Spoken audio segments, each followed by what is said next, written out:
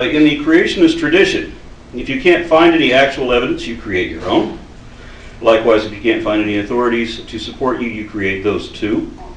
And if those alleged experts can't get appropriate credentials, you can also create those. Meet Dr. Carl Baugh. He's one of the few remaining professional creationists still trying to defend the Biloxi man track. He also has the dubious dishonor of having been called out as a fraud even by other creationists. Baugh is a charlatan, someone who calls himself a doctor but doesn't actually have a legitimate PhD.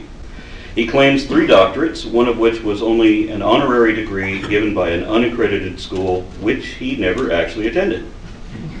Another was a school that didn't offer the degree he claimed, so he said he got it from an extension of that school located on the other side of the world. But that extension apparently never existed.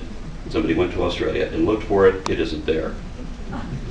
His 3rd doctorate was another honorary degree from another unaccredited school, which means it can't give degrees, honorary or otherwise, and he should have known that since he was the president of that school when he gave that degree to himself.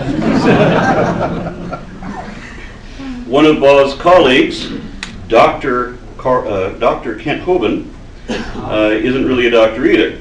His PhD came from a mail order service rather than an actual institution of education.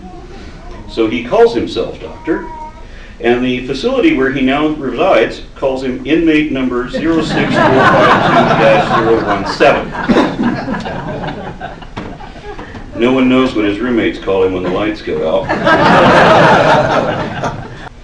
Nobody wanted to believe that the Loch Ness Monster was real more than me.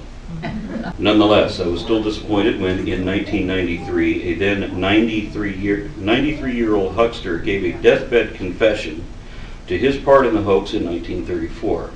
The head and neck that you see here are about 10 inches long and mounted on a clockwork tin plate toy submarine.